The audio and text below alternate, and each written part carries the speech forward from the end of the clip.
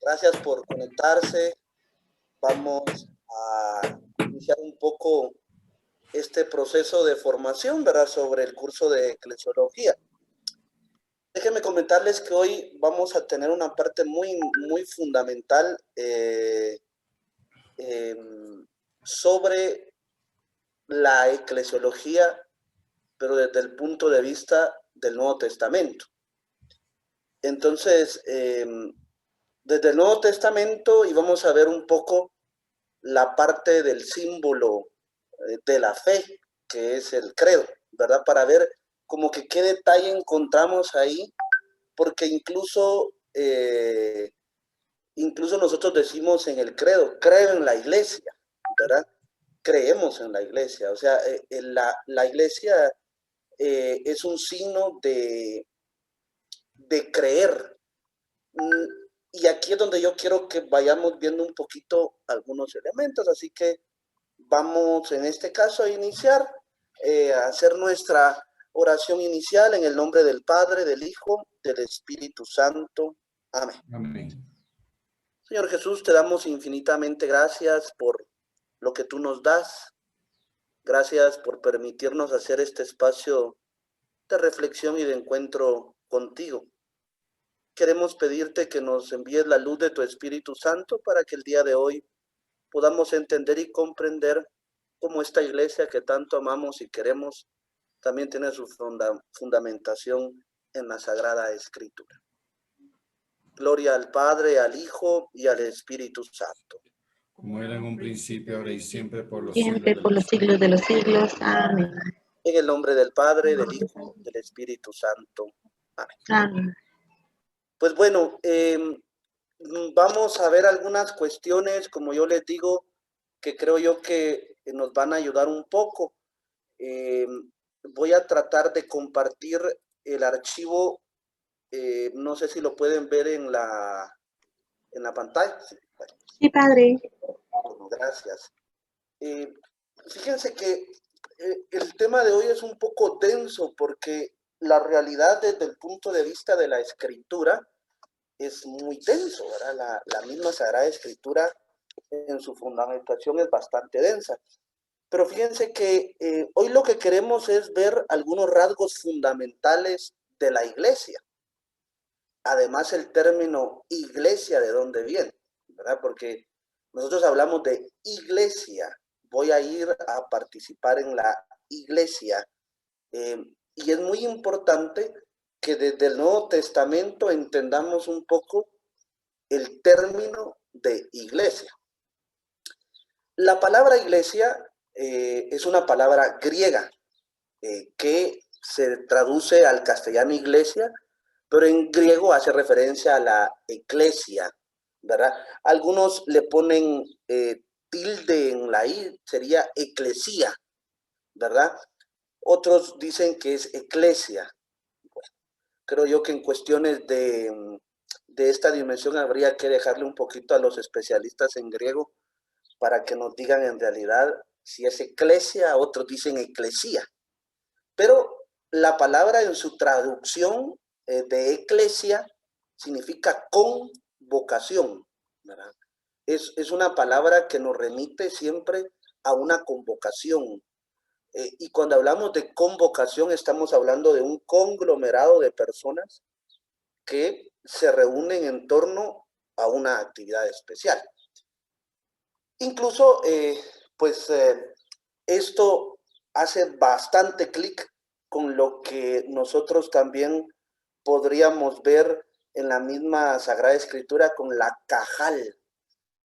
La cajal es la misma significación en su sentido de comunidad, pero la cajal era una palabra más usada para la asamblea litúrgica del pueblo de Israel.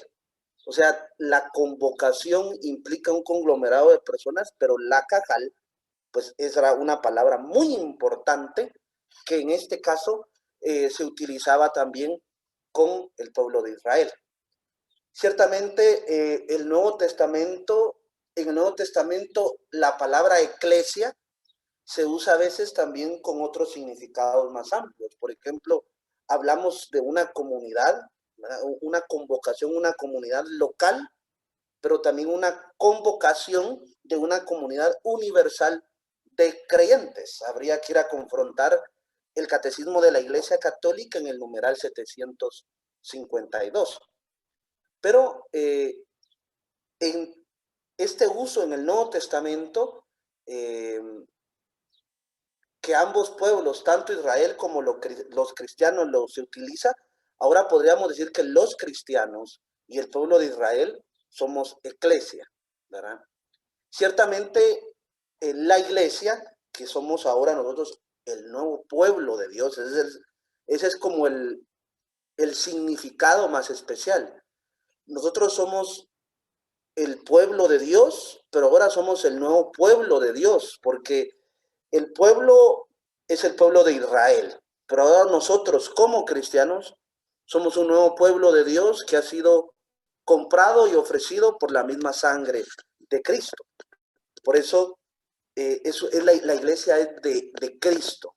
Es muy importante en el Evangelio de Mateo, en el capítulo 16, versículo 18, cuando él nos dice, mi iglesia, de esto vamos a hablar específicamente cuando nos toque que ver el tema de la fundación por Jesucristo. Esta cita va a ser muy importante. Pero a esta pertenencia de la iglesia del Señor aluden también otros términos, ¿verdad? Como la Kyriake en griego, ¿verdad? Kirch en alemán y pues en inglés church, ¿verdad? Que sabemos que es también parte importante de la iglesia. La iglesia en los sinópticos y en los hechos de los apóstoles. Hay dos temas que van a destacar en la eclesiología tanto de los sinópticos como de los hechos de los apóstoles. Cuando hablo de sinópticos me estoy refiriendo a Lucas, a Mateo y a Marcos, ¿verdad? No estoy tomando en cuenta a San Juan porque San Juan no es un evangelio sinóptico. Después vamos a entender un poco en la parte juánica, en los escritos juánicos, donde encontramos la palabra iglesia y cómo se entiende la palabra iglesia. Pero en los sinópticos y en los hechos de los apóstoles hay dos temas que destacan sobre la eclesiología. Primero, el reino de Dios y la fundación de la iglesia. En primer lugar, nosotros muy bien sabemos que el reino de Dios se traduce literalmente como la buena noticia. Y esto se entiende así porque comporta una llegada de un reino, ¿verdad? Que incluso en diferentes idiomas se refiere no solo tanto al poder soberano que tendrá Dios, sino que también al ámbito de ese poder y también entre los mismos que están y que conforman el reino de Dios. Y el segundo aspecto que es muy importante es la fundación de la iglesia. Fíjense que la iglesia, en realidad, cuando nosotros hablamos de la fundación de la iglesia por parte de Cristo, desde ahí nosotros vamos entendiendo cómo desde los primeros tratados de la iglesia se va entendiendo que la iglesia católica es la verdadera iglesia, puesto que él la quiso expresamente y la fundó. No quiero entrar en detalle porque si Dios lo permite, este tema lo vamos a ver, si no mal recuerdo, en el tema 4, que es el tema de la fundación por Jesucristo.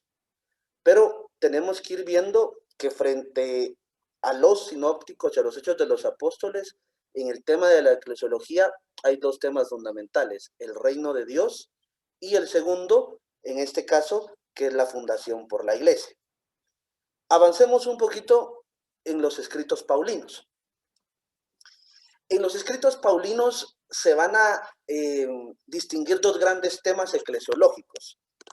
La primera, que es la iglesia como consumación del misterio de Israel, el pueblo de Dios. Y la segunda, la iglesia como comunidad de vida en Cristo, el cuerpo de Cristo y esposa. Es muy importante ver que el misterio del pueblo de Israel nos va a ayudar para entender el misterio de la iglesia.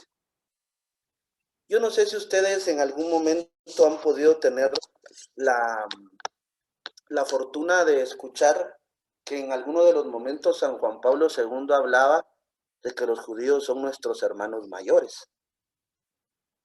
Obviamente, porque sí, digamos, este nuevo pueblo de Dios, que somos nosotros, ha tomado muchas cosas de ese pueblo que nos hermana a nosotros. Entonces, el misterio de Israel nos ayuda a comprender el misterio de la iglesia. Y frente a esto, nosotros debemos de ver que la iglesia se va a mostrar como consumación en Cristo del misterio de Israel, no solo para este nuevo pueblo de Israel, sino que también se mostró como para los judeocristianos. Recordemos que los judeocristianos eran aquellos que eran judíos, pero que se querían convertir al cristianismo. Y ese era uno de los aspectos que más resaltaban, por ejemplo, en los altercados que tuvieron Pablo, Pedro, Bernabé y Santiago en el famoso concilio de Jerusalén, cuando querían ver si estos hombres tenían que pasar por diferentes tradiciones, requisitos y preceptos que cumplir. Pero también va a estar los heleno-cristianos. Pues los helenos son los griegos, ¿verdad? Y que hacen referencia también al mundo pagano, ¿verdad? Incluso había un apóstol que era dedicado para hacer todo eso, para la evangelización de los paganos. ¿Recuerdan qué apóstol era? Pablo, ¿verdad? Aunque no es el del grupo de los 12, pero él se denomina apóstol.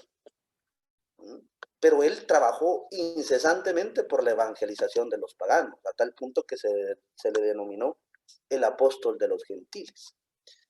Y el otro aspecto, la iglesia es el único Israel verdadero. Aquí tenemos que hacer una contraposición con el Israel según el espíritu, contrapuesto contra el Israel según la carne.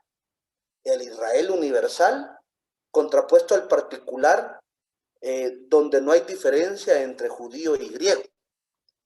Pablo va a utilizar esta frase diciendo ahora ya no hay diferencia entre judío y griego, porque todos somos una iglesia, todos somos una convocación de una comunidad.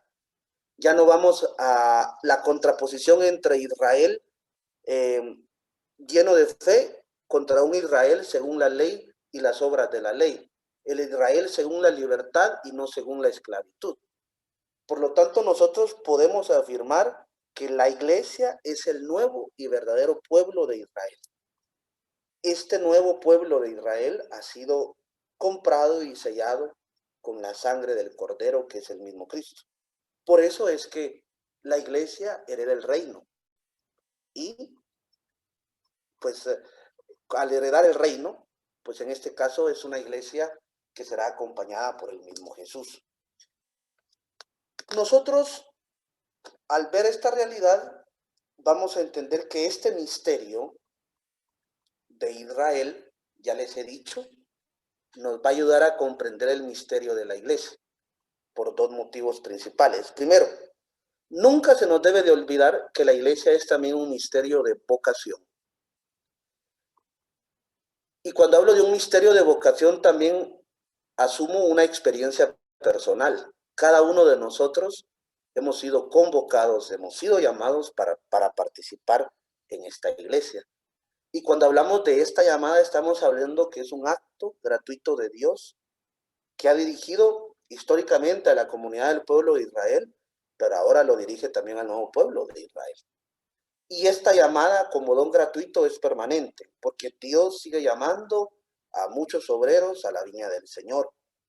Es una llamada también a la escatología, porque nosotros estamos en este mundo con la fe puesta en la vida eterna. Yo le decía en una homilía en uno de los textos que se nos mostraba de aquella experiencia, de aquella mujer que dice que había tenido 7 esposos y que de esos 7 esposos nunca procreó con ninguno de los hombres. Pues recuérdense que había una ley, la ley del levirato, que la palabra levirato viene de la palabra levir, que significa cuñado, y decía que cuando una mujer se casaba con su esposo, pero su esposo moría y no tenían hijos, la ley del levirato le obligaba a que se casara con el hermano de su esposo. Pero el caso que proponen en el texto evangélico de Marcos es muy hipotético porque un poco exagerado, ¿verdad? Una mujer con 7 hombres y con ninguna procreó.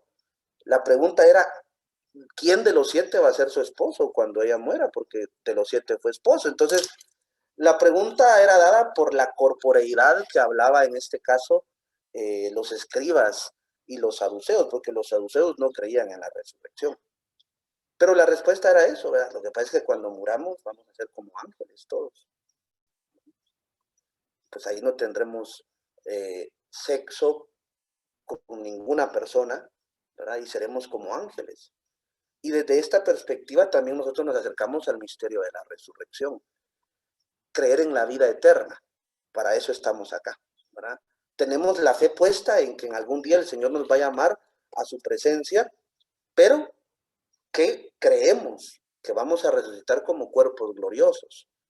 Ciertamente esto nos llena a nosotros de armonía, de paz y de tranquilidad saber que debe de existir otra vida después de esta vida, ¿no? Si no tanto esfuerzo, tanta dedicación, sino tanta realidad de entender a la iglesia como un sacramento universal de salvación. Es decir, no podemos nosotros tomar una actitud en el sentido de que, bueno, como no sabemos si hay vida eterna después, venga y hagamos y destruyamos y haga. No. La escatología nos sirve para mirar al final de los tiempos. La mirada puesta hacia el final de los tiempos, que también debería de ser una mirada con ojos de fe y de misericordia. Y en segundo lugar, porque fíjense que la iglesia es un misterio de unidad y de catolicidad. Existe la iglesia, pero es importante ver en los escritos paulinos cómo está la iglesia, por ejemplo, de Jerusalén, que es la iglesia madre, pero luego están otras comunidades locales. Y esto nos hace ver que esa iglesia era la madre, pero habían otra convocación, ¿verdad? Habían varias iglesias, pero eran una. Y también todos hablaban el mismo idioma. Por eso nosotros somos católicos, porque la palabra católico significa universal. Y significa universal porque quiere decir que, por ejemplo, a nivel litúrgico, las mismas lecturas que vamos a hacer mañana en la fiesta de Corpus Christi las van a hacer en China, en Japón, en Europa, en Asia, en África. Es una catolicidad, ¿no? Ciertamente hay una iglesia que preside, en este caso, pues la iglesia madre de Roma, ¿verdad? Y después hay iglesias locales, diócesis locales, ¿verdad? En este caso, pero la iglesia es un misterio de unidad y de catolicidad. Hablamos un mismo idioma y esto nos ayuda a entender en este caso la realidad en que vivimos. Y el segundo aspecto, el inciso B, la iglesia como comunidad de vida nueva en Cristo y cuerpo de Cristo. Habría que ir a leer Primera de Corintios, capítulo 12, versículo 27, cuando se nos hace la bella analogía del cuerpo. Cuando hablamos de una comunidad nueva en Cristo y cuerpo de Cristo, estamos hablando de una sola realidad viva con Cristo, que es dada por la acción del Espíritu Santo. Lo que para San Pablo esta realidad la define como el cuerpo de Cristo. Y es muy importante ver cómo, aparte de que somos una iglesia que tiene unidad, catolicidad, pero también tiene algo muy importante. Somos parte del cuerpo místico de Cristo y por lo tanto cada uno tiene una función muy especial dentro de la iglesia. No todos servimos para lo mismo. Bendito sea Dios. Gracias a Dios ustedes, porque si todos sirviéramos para lo mismo, qué aburrido sería, ¿verdad? Por ejemplo, muchos de ustedes acá posiblemente saben dibujar. Yo no puedo dibujar, ¿verdad? Otros posiblemente puedan tocar guitarra, ¿verdad? Otros posiblemente puedan tocar teclado, otros posiblemente sean buenos para hablar, otros sean buenos para escribir, redactar documentos muy bonitos. Es decir, no todos servimos para lo mismo. Otros pueden dar buenos temas, otros posiblemente hablar en público les hace perder, les hace tener un poco de nerviosismo y que a veces se les traba la lengua, como le pasaba a Moisés, ¿verdad? Ustedes. Pero es muy importante entender esta realidad, que somos una comunidad, y por eso Pablo utiliza la analogía del cuerpo, ¿verdad? Cada parte del cuerpo es muy importante. Eso sí, si llegara a faltar una parte del cuerpo, el cuerpo no podría cumplir todas las funciones que tiene que hacer. Es decir, si falta un hermano dentro de la iglesia, dentro de ese cuerpo que somos nosotros, es decir, el funcionamiento de ella no va a estar bien. Yo me recuerdo que cuando era laico y participaba en mi parroquia, estaba en una pequeña comunidad de vida que se llamaba Juventud Mariana. Éramos una comunidad que había nacido del cine, ¿verdad? De cine con S, ¿verdad? No con C, porque si no, con C es el cine de Cinépolis y de todas esas cosas ustedes que... Pero cine con S se deriva de un programa pastoral muy bueno, el Sistema Integral de la Nueva Evangelización, que eran crear pequeñas comunidades de vida en donde tenían sus encuentros de evangelización. Y se les daba el querigma, se les daba muchos temas que eran muy bellos. Por ejemplo, aquí en la Escuela de Cristo tenemos la fortuna que hay entre 8 a 10 comunidades que siguen ese esquema del cine. Se reúnen cada 8 días, una experiencia bellísima.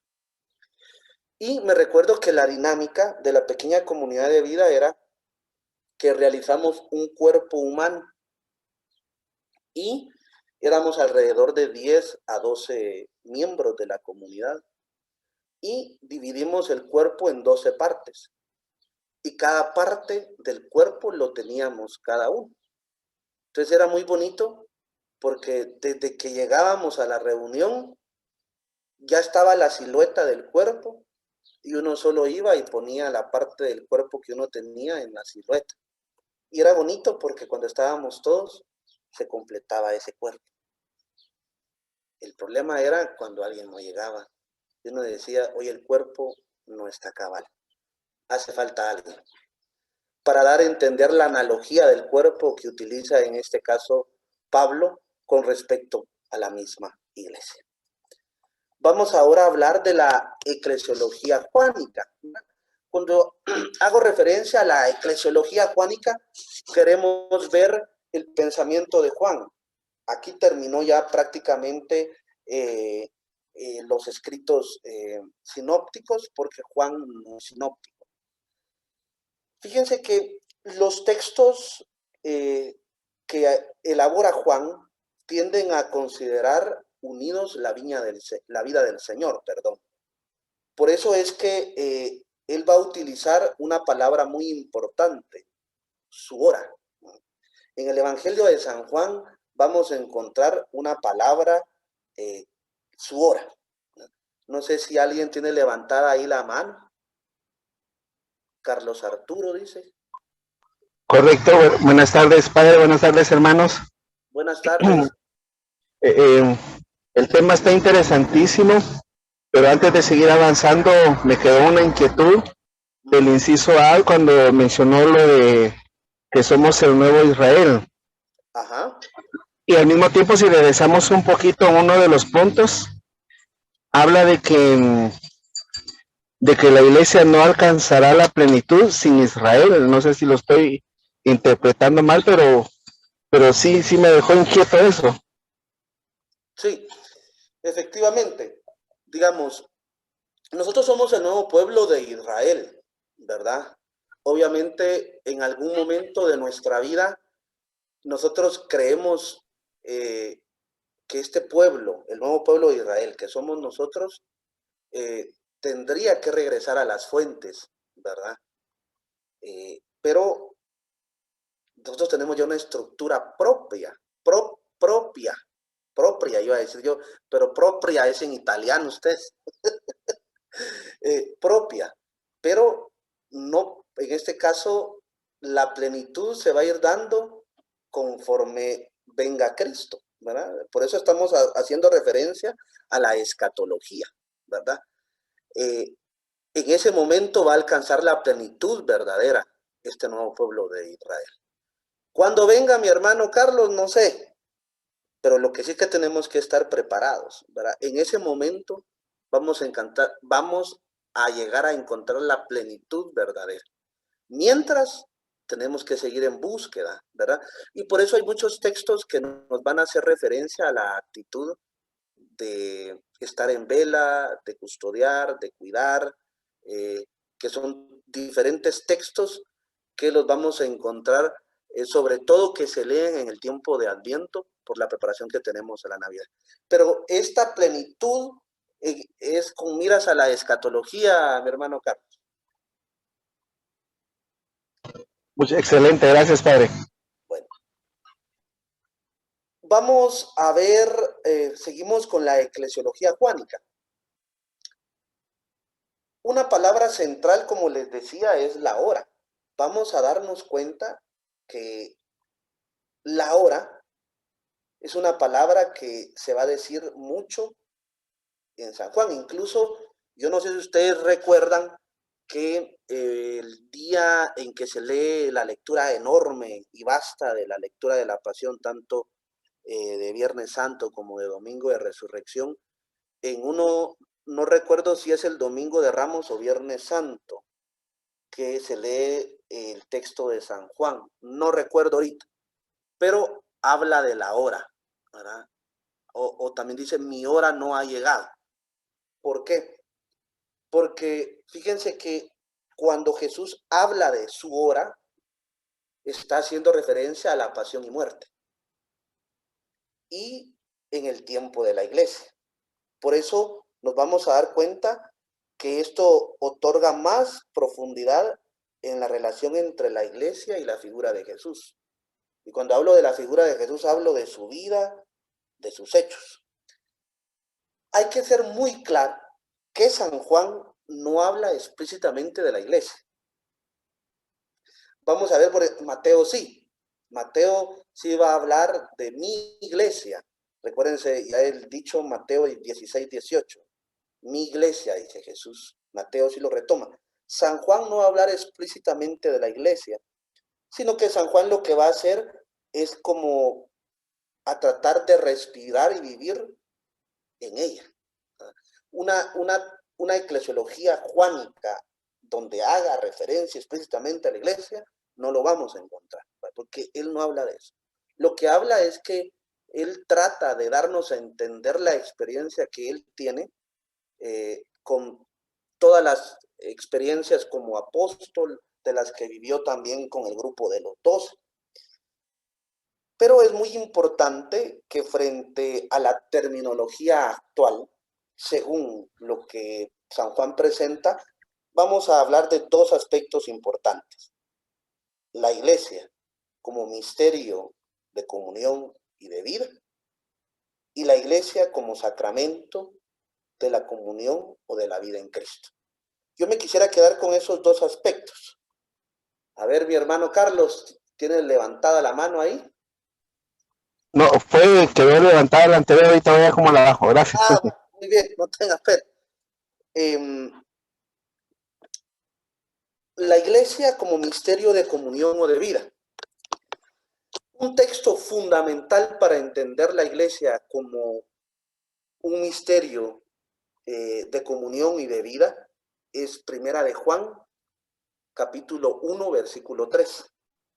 Y dice así: lo que hemos visto y oído os lo anunciamos, para que también vosotros estéis en comunión con nosotros. Y nuestra comunión es con el Padre y con su Hijo Jesucristo. En esto cabe destacar algunos aspectos muy importantes. En primer lugar, cuando hablamos de la comunión, el misterio de comunión y de vida, se trata de una comunión en Cristo, quien por su muerte y resurrección nos ha librado del pecado, de la ley y de la muerte. Pero ¿cómo llegamos a tener esa comunión en Cristo? En primer lugar, por la fe. Segundo, por los sacramentos, especialmente por medio del bautismo, de la Eucaristía. Y por eso esto nos va a hacer presente también la íntima relación que existe en las diferentes imágenes con respecto a lo que el Concilio Vaticano II las tomó, pero se quedó solo con una que él creía más importante: pueblo de Dios. Pero hay muchas imágenes que nos enseñan a ver la comunión, ¿verdad? La comunión que está tan arraigada entre la vid y los sarmientos. Obviamente Cristo es la vid y los otros los sarmientos, pues hay una comunión íntima, ¿verdad? Por eso dice el texto: si los sarmientos son arrancados de la vid, los sarmientos se arruinan, no sirven. La vid es Cristo, nosotros somos los sarmientos. Y podríamos decir en este caso que esta comunión en Cristo se da por medio de la fe en los sacramentos, especialmente en el bautismo y en la Eucaristía. Es una comunión trinitaria. Recordémonos que la vida de Cristo es una con el Padre, pero se da por la acción del Espíritu Santo. Entonces, nosotros, desde la perspectiva de San Juan, entendemos que la iglesia es también adquiere una comunión trinitaria.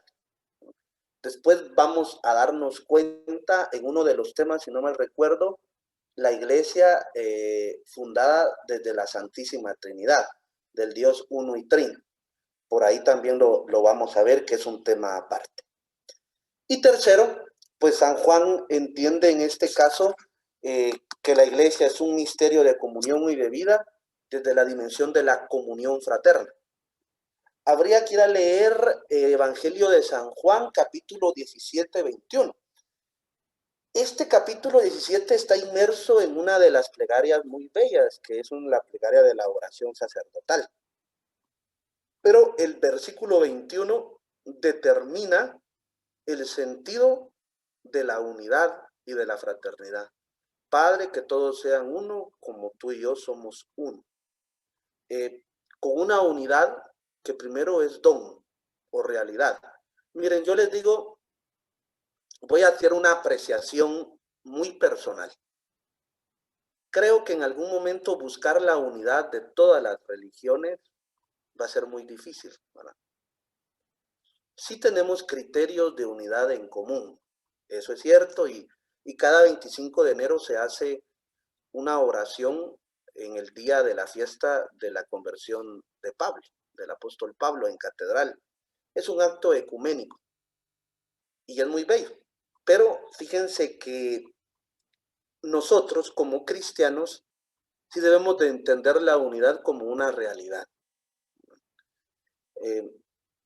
Yo una vez me ponía a pensar, ¿qué te hace a ti participar de la Eucaristía? Bueno, ahora pues no podemos sentarnos bastantes en la banca, ¿verdad? Porque antes uno decía en la banca donde caben 4, caben 5, ¿verdad? Como que cuando uno va en los buses, ¿verdad ustedes? Pero fíjense que, ¿qué te hacía a ti sentarte con 2 personas que tú nunca conocías en una misma banca? Cosa fuera que si de repente uno va en el bus y se sienta una persona a la par, va un poco como que con mieditos, a ver si me va a asaltar, me va a pedir dinero. Pero ¿por qué te hace a ti sentirte bien estar sentado en una misma banca con alguien? Porque es tu hermano, porque somos uno y porque eso se traduce en una realidad verdadera, ¿verdad? Es decir, la fraternidad no solo se debe de quedar plasmada en elementos también solo de saludo, ¿verdad? Como el gesto de la paz. Usted también en el gesto de la paz, usted le da la paz a los que estén, ¿sí? Aunque no los conozca, hoy pues hacemos un saludo chino, ¿verdad? Ustedes lo hacemos así o le hacemos con la cabeza así. Pero te hace hacerlo porque somos uno. Pero también la fraternidad no solo se tiene que quedar en un gesto de paz. La fraternidad tiene que ir más allá. Y segundo, la comunión fraterna es una tarea, es un deber. O sea, creo yo que la fraternidad no puede asumirse de manera sucintamente o de manera solo por el aire. La fraternidad sí debe de entenderse en una dimensión de caridad, ¿no? Si no vamos a la caridad, no estamos haciendo absolutamente nada. Inciso B, la iglesia como sacramento de la comunión o de la vida en Cristo. Miren, nosotros más adelante vamos a tener un tema que se llama la iglesia sacramento universal de salvación. Pero San Juan aquí dice que toca la iglesia como un sacramento de la comunión o de la vida en Cristo. Miren, yo sé que en algún momento a veces podríamos reducir la iglesia a una experiencia nada más mística o invisible, pero la iglesia no solo es una realidad mística o invisible, la iglesia es también una estructura exterior, ¿no?, que está al servicio de la unidad espiritual, pero que tiene elementos muy concretos. Es una institución organizada, jerarquizada, y que fruto de eso nosotros lo podemos ver no tanto en la figura de la iglesia como antes se hacía una pirámide, ¿verdad? Aquí está el Papa, los obispos, los sacerdotes, y por último estaba el laico. Esa concepción de la imagen de la iglesia ha cambiado. Ahora todos somos iglesia, todos somos parte de la iglesia. Ciertamente cada uno tiene su función, ¿no? Yo siempre les he dicho, mi objetivo, digamos, en mi parroquia no es crear mini curas, ¿verdad? Con respecto a los laicos. El laico tiene una función propia, ¿no? El laico no se tiene que andar peleando si es minicura o no es minicura. El laico tiene una función propia, yo tengo una función propia como sacerdote. Pero nosotros vemos que es una iglesia que no solo es mística o invisible, sino que tiene una estructura exterior al servicio de la unidad espiritual. Por eso debemos de entender que la iglesia es un nuevo Israel, fundado sobre la sangre del Cordero que es Cristo, buen pastor que da la vida por sus ovejas como siervo sufriente. La iglesia tiene también estructuras visibles. No solo es una realidad mística e invisible, es también una realidad o una estructura visible. Es una comunidad estructurada y jerarquizada. Miren, a veces hay personas que no les gusta hablar de jerarquía, ¿verdad? Y cuando hablamos de jerarquía se pelean y no, la iglesia es una estructura visible que tiene una jerarquía, está bien estructurada. El obispo como cabeza de la diócesis y después de los obispos vienen un sinfín de otros servicios que dan, que están más cerca del obispo, que trabajan más al interno con él, y después van siguiendo muchos servicios que nos ayudan a entender que es una estructura visible, organizada y jerarquizada, ¿verdad? Pero también cuando hablamos, en este caso, de la iglesia como sacramento de la comunión o de la vida en Cristo, volvemos a tocar el tema de la vid, ¿verdad? Cristo es la vid y los cristianos son los sarmientos. Por eso debo de decir que esto nos hace pensar que la iglesia no es solamente algo interior y espiritual. De hecho, fíjense que San Juan habla tanto del papel de los apóstoles y de la jerarquía, pero señala muy bien la asistencia del Espíritu Santo y la función que tienen muchos apóstoles, por ejemplo, según el libro de los Hechos de los Apóstoles, ¿verdad? Pedro como el cabeza de la iglesia, Santiago, el obispo de Jerusalén, Pablo, el apóstol de los gentiles. Es decir, nadie se mete en algo que no se tiene que meter. Las funciones están bien delimitadas. Y esto nos hace pensar que también es una iglesia visible y jerarquizada. Vamos a la iglesia en los restantes escritos neotestamentarios. Esto es un pasoncito así rapidito, porque no me quiero detener mucho en esto. No es porque no sea indispensable. Y no es que lo deje de último porque sea menos importante, sino porque en estos escritos que voy a decir se pueden encontrar algunos rasgos de la eclesiología dispersos, ¿verdad? Yo los he retomado en algún punto para poderlos presentar. Por ejemplo, la carta de Santiago nos va a hablar de una comunidad local, estructurada con sus jefes, con sus doctores, donde hay ritos, pero también es una comunidad que tiene diferentes dones y funciones. Vuelvo a reiterar que nunca se nos olvide la iglesia como comunidad. En todos, creo, las partes que se nos presenta a nivel de Sagrada Escritura, la comunidad es muy importante. Por eso la acción comunitaria es muy importante. La primera carta de San Pedro es un testimonio de la vida de la primera comunidad cristiana.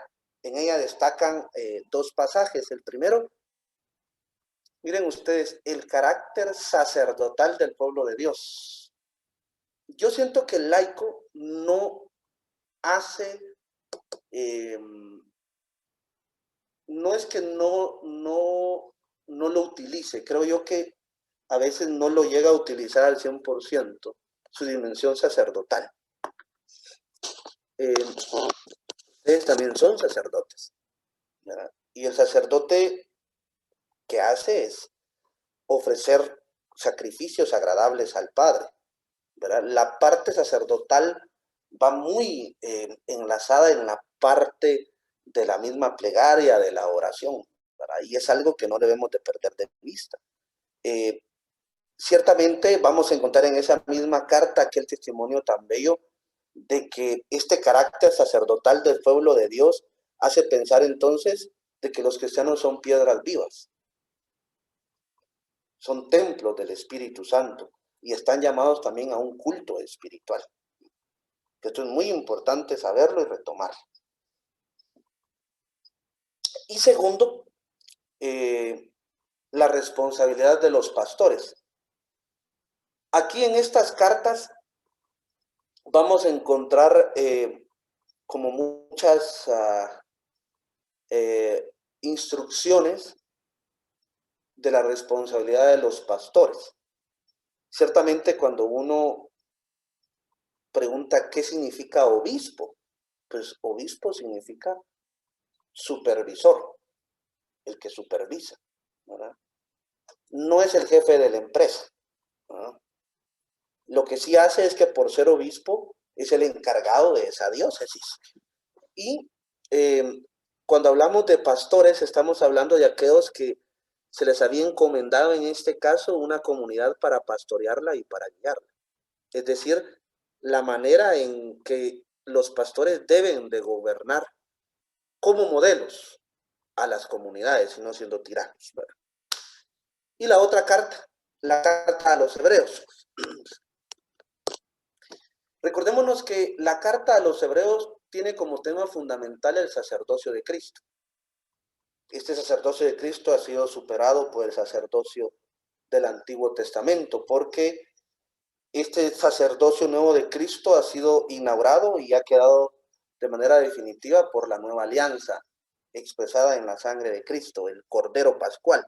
Por eso la imagen de Cristo como Cordero es muy importante, ¿verdad? Porque el Cordero es una imagen que nos hace pensar en la nueva alianza sellada con la sangre de Cristo. Y en la carta a los Hebreos nos hace referencia a dos aspectos o dos posturas importantes.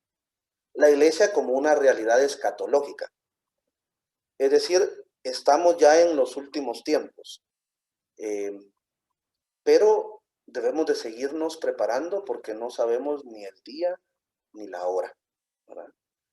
Esta realidad nos hace pensar y estar en una siempre actuación o estar en vela. Por eso los diferentes textos que yo les decía eran muy importantes para entender que debemos de estar preparados. Aquellas 10 vírgenes, ¿verdad? Que se les acabó el aceite y que 5 llevaban, 5 no, y que fueron a comprar las 5 y cuando regresaron ya el esposo había entrado y estas se quedaron afuera, para dar a entender la realidad escatológica de la iglesia, ¿verdad?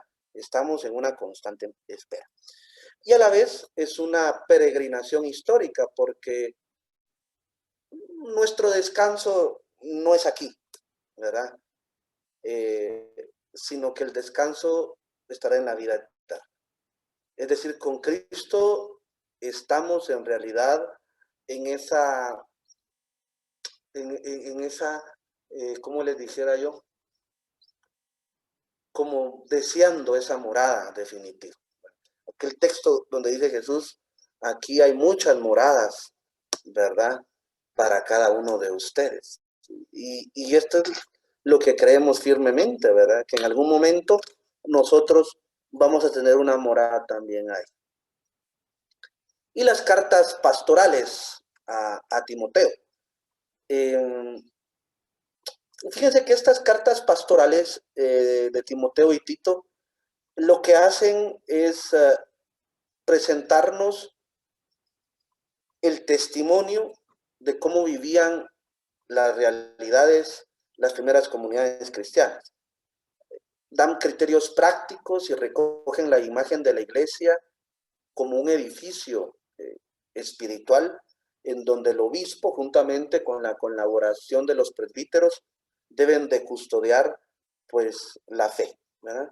Son elementos prácticos que dan, pero siguen mostrando que sí, tal vez no explícitamente hay una eclesiología, pero sí dan atisbos de lo que se entiende por una iglesia, ¿verdad?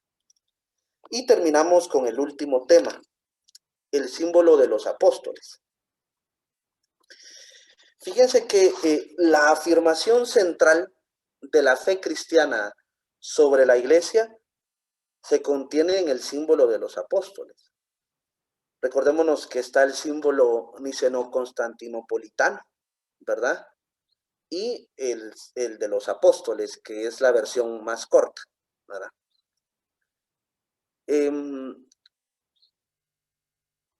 Podríamos decir que es la forma más antigua de la formulación sintética de nuestra fe, que incluso estas se utilizaban en la iglesia de Roma. Y quiero que vayamos al punto donde dice, creo en la iglesia. Antes de eso, para entender el creo en la iglesia, debemos de darnos cuenta que en un primer momento este símbolo de los apóstoles tiene una estructura ternaria, es decir, de Trinidad, de 3 personas, que corresponde obviamente a la fe de un Dios uno y trino. El símbolo, podríamos decir, tiene 3 partes. Cada una de ellas se dedica a una de las personas divinas. Se dice quién es y qué hace y qué ha hecho, perdón, o qué se le atribuye. Decimos, creo en Dios Padre, creo en Jesucristo, su Hijo, y creo en el Espíritu Santo. Esto nos hace pensar en que la fe de la iglesia es una fe de la iglesia hundida, podríamos decir así, en 3 personas divinas.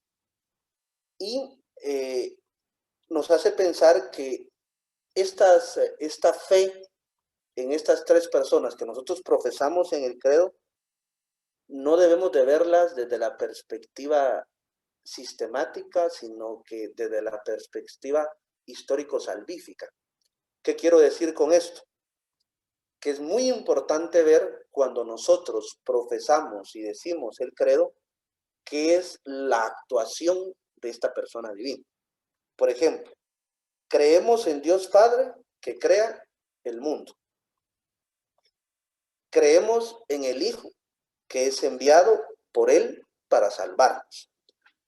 Y luego creemos en el Espíritu Santo para hacer fructífera la obra del Hijo. Eso es entender esta dimensión trinitaria desde el punto de vista histórico, salvífico. Es decir, la actuación que ha tenido cada persona de la Santísima Trinidad. Y en la última parte, fíjense ustedes, en el marco de la última parte del credo, corresponde al Espíritu Santo. Y después aparece en la parte de la iglesia, ¿verdad? Creo en la iglesia. Es muy importante entender aquí 4 aspectos que vienen de decir que creo en la iglesia. La iglesia es comunión de los santos. Creo en el perdón de los pecados. Creo en la resurrección de los muertos y creo en la vida eterna. Pero fíjense que quisiera que ustedes se quedaran en la parte creo en el Espíritu Santo y cuando sigue en el creo en la iglesia. San Hipólito tenía una afirmación muy bonita. Él decía, la iglesia, según la expresión de los padres, es el lugar donde florece el espíritu. Y el catecismo romano decía, en efecto, después de haber mostrado que el espíritu es la fuente y el dador de toda santidad, confesamos ahora que él es quien ha dotado de santidad a la iglesia. Es el Espíritu Santo quien dota a la iglesia de la santidad. Y termino con este último numeral. Fíjense que nosotros debemos de creer en la iglesia como un efecto de la acción salvadora de Dios. La iglesia es una institución dirigida por hombres donde nos podemos equivocar. Es santa por Jesucristo, pero también es humana, porque es dirigida por hombres de carne y hueso que nos podemos equivocar. Pero cuando nosotros hablamos y decimos que creemos en la iglesia, debemos de afirmar de que creemos como efecto de la acción salvadora de Dios. Si nosotros nada más creyéramos en la iglesia por los hombres, esto ya se hubiera terminado ustedes. Porque tenemos dificultades, tenemos problemas, todos, ¿verdad? Yo me atrevería a decir que una realidad muy importante es, ante todo, confesarnos pecadores, ¿verdad? El que no se confiese pecador es porque vamos a meterle ya la causa para que sea santo. Ustedes ahí ¿verdad?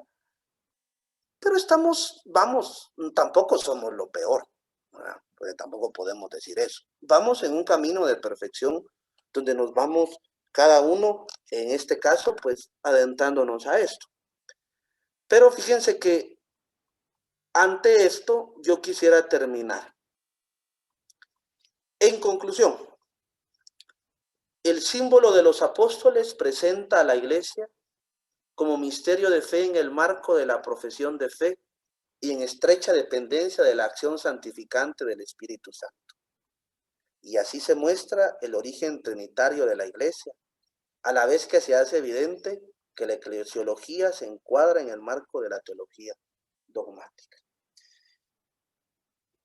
Profesar nuestra fe en una estrecha dependencia de la acción santificante del Espíritu Santo. La iglesia es santa porque ha sido santificada por el Espíritu Santo. es el mismo Espíritu que la sigue santificando y que le da la santidad que necesita para seguir adelante en medio de los aciertos y de los desaciertos que nosotros podemos tener como seres humanos.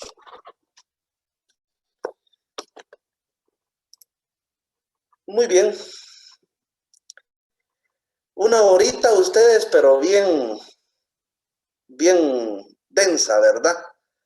El tema es denso, es grande. Y el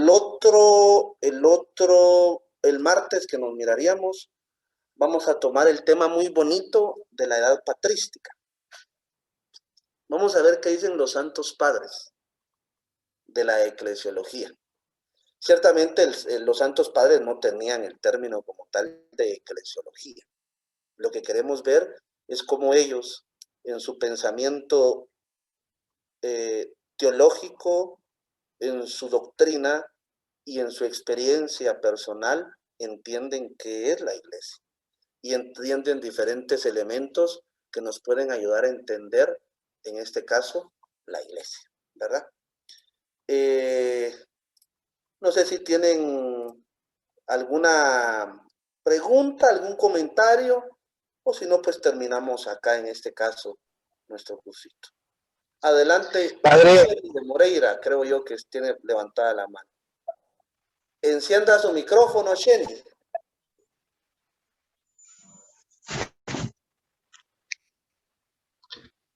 En lo que Sheni enciende el micrófono, padre. Ajá. Cuando tocó el punto de la comunión por la fe, y está claro pues que está el símbolo de los apóstoles, la comunión en el misterio de la Santísima Trinidad, etcétera. Y en el caso pues de esa tensión que se vive con los otros hermanos creyentes, también cristianos, más no católicos, que tienen algunos puntos, aspectos de nuestra misma fe, por ejemplo, algunos sí tienen el bautismo. Entonces, ¿cómo debe de ser nuestra actitud de comprensión ante esa necesidad que hay de búsqueda de Jesucristo, pero que no quieren saber nada de la Iglesia Católica, pero que tienen necesidad de estar en comunión con nosotros por la misma fe? O sea, ¿cómo manejar esto, pues? Sí, miren, No sé si me explico. sí, yo creo que San Justino Mártir es un padre de la iglesia, que él va a hablar de las semillas del verbo, que dice que las semillas del verbo están esparcidas por todo el mundo. Nuestras otras iglesias o nuestros hermanos, no dudamos que no exista presencia de Dios ahí, porque el mismo Señor lo dice, ¿verdad? Donde dos o tres están reunidos en mi nombre, ahí estoy yo. Que hay presencia de Dios ahí, pues me atrevería a decir que sí, pero en realidad ellos pueden desvirtuar la figura. Ellos en primer lugar no tienen sacramentos, ¿verdad? Hablando de por ejemplo, de las iglesias neopentecostales, un sacramento como tal. Yo tuve la oportunidad, y con esto le respondo tal vez la pregunta, de cuando era seminarista fui a una experiencia de pastoral en Shela. Hice pastoral en una aldea, en un municipio que se llama San Andrés Checul. Aquí hay iglesia pintada con unos colores muy bellos, no sé si ustedes la han podido ver. E hice pastoral en una aldea que se llama San Felipe Xejuyup. Perfecto, un frío, ustedes que no se imaginan. Pero yo pude, porque tuvimos una convivencia con un grupo juvenil y fuimos a jugar fútbol, y después hay unas piscinas, pero era interesante porque una iglesia de corte neopentecostal, no iglesia histórica, de corte neopentecostal, estaba haciendo el bautismo, ¿verdad? Pero ellos lo hacían por medio de la inmersión, ¿verdad? Y después cuando salían les daban una copita de vino y un panito. ¿Esto qué es? Es la última cena, decía. Queremos compartir la última cena.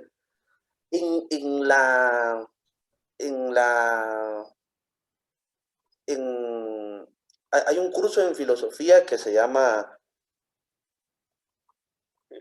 Fenomenología de la Religión.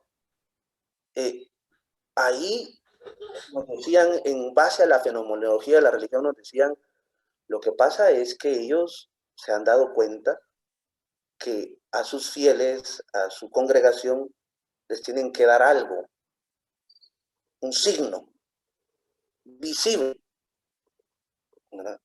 Para que crean. La iglesia sí lo tiene, son los 7 sacramentos. Por eso, yo me recuerdo una definición muy interesante de lo que eran los sacramentos que me daban. Signos sensibles y eficaces de la gracia de Dios. Es un signo sensible. Ellos no lo tienen, pero las iglesias neopentecostales lo están tratando, ¿verdad?, de meterlo ahí. Obviamente, pues nosotros no podemos obligarles, ¿verdad? Ciertamente creo yo que el respeto es muy importante.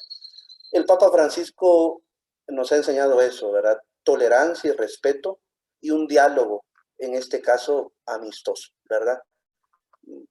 A veces tenemos los cursos de apologéticos que son muy bellos e interesantes, pero no se trata de pelear con nuestra fe. Al final, ellos si en algún momento pasan por un proceso de conversión, que lo hagan porque estén verdaderamente convencidos. Yo por lo menos con los matrimonios de mixta religión y disparidad de culto, a veces me dicen, mire padre, mi novio es testigo de Jehová o es adventista o lo que sea, pero está la parte católica que se quiere casar. Yo le digo, bueno, pero fíjese que él quiere hacer sus sacramentos y se quiere hacer católico. Pero yo le digo, ¿por qué se quiere hacer católico? ¿Por su mujer? ¿O por la opción de fe? Porque si es solo por casarse por la iglesia, mejor que se quede siendo adventista o lo que sea. Porque en realidad la fe se debe de abrazar desde el corazón, no motivado por una situación, porque se puede dar el matrimonio de mixta religión, se casan en la iglesia católica, él sigue siendo lo que sea y la muchacha sigue siendo católica. Pero vamos a eso, ¿verdad? No ver esto como un proselitismo, ¿verdad? Antes creo yo que nos preocupábamos por saber, ay, cuánta gente hay católica, cuánto hay evangélica, van ganando los católicos, ahora los evangélicos. Miren, esos tiempos ya terminaron. Yo les he dicho, y yo soy de esa opinión, los que estén, pero buenos. ¿De qué me sirve a mí tener mundos de gente cuando en realidad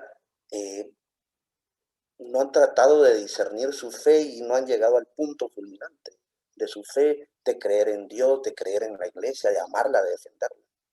De nada me serviría tener a mí una cantidad enorme si en realidad no han hecho una experiencia de fe en base a lo que creen, ¿verdad?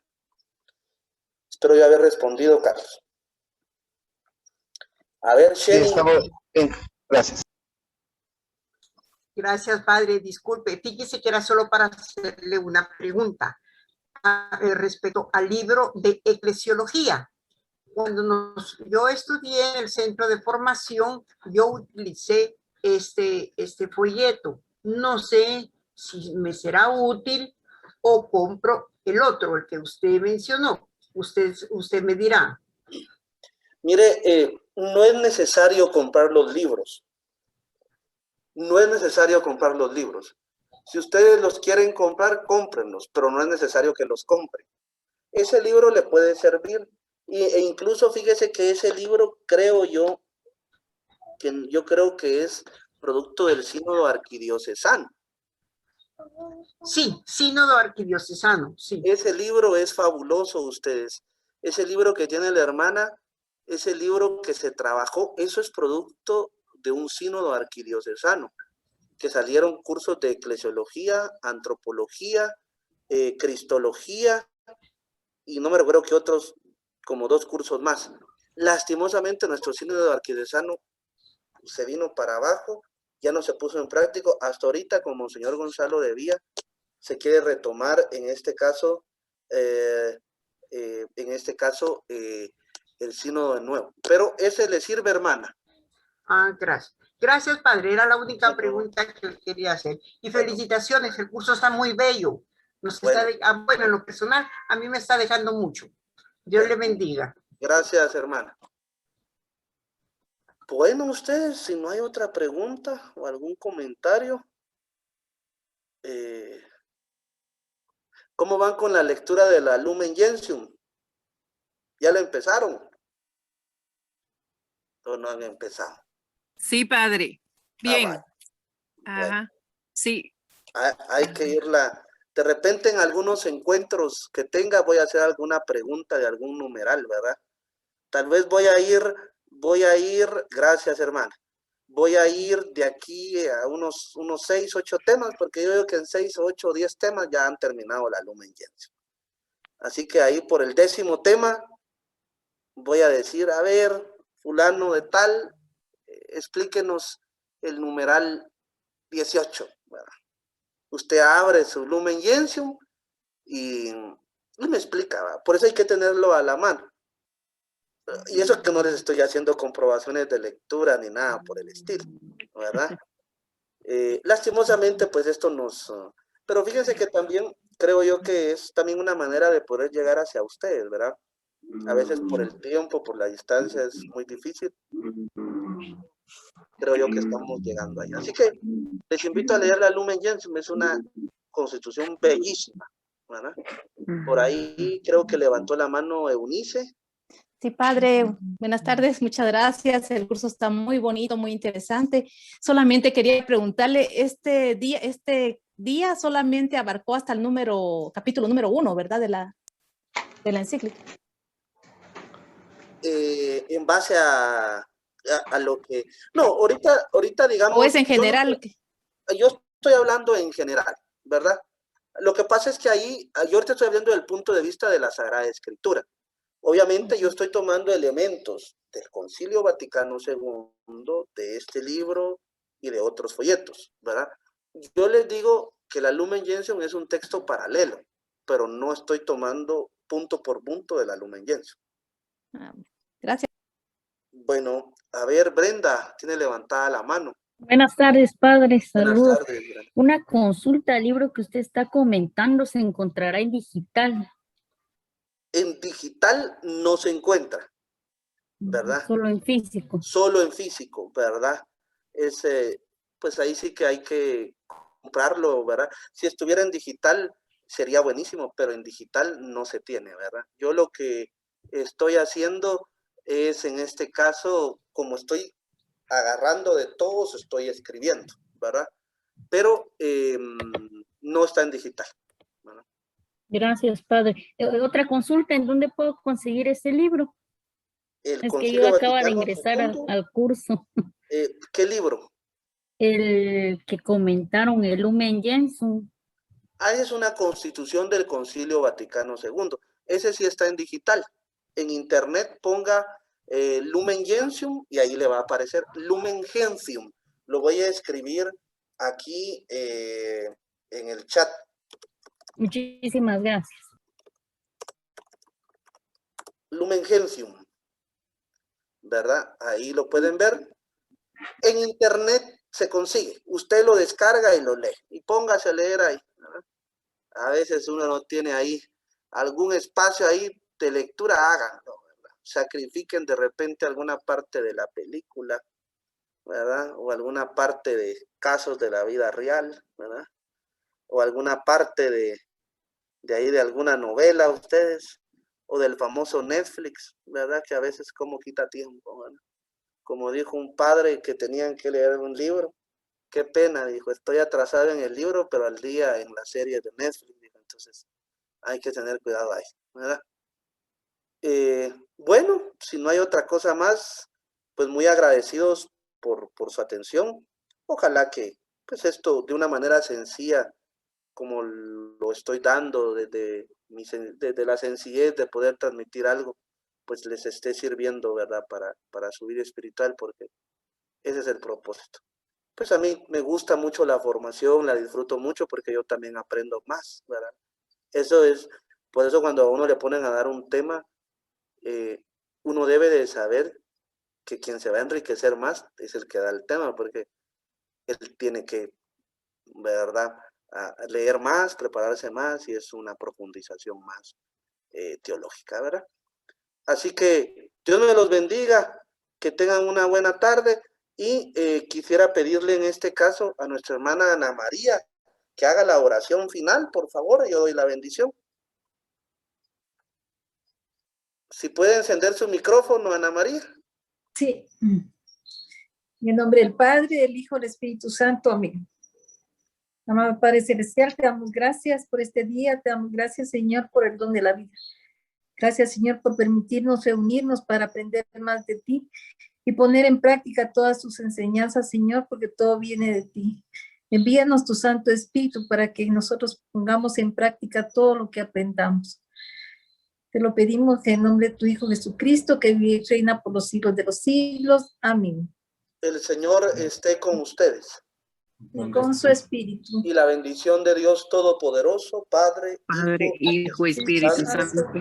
Amén. Sobre ustedes. Que tengan una feliz tarde. Dios los bendiga.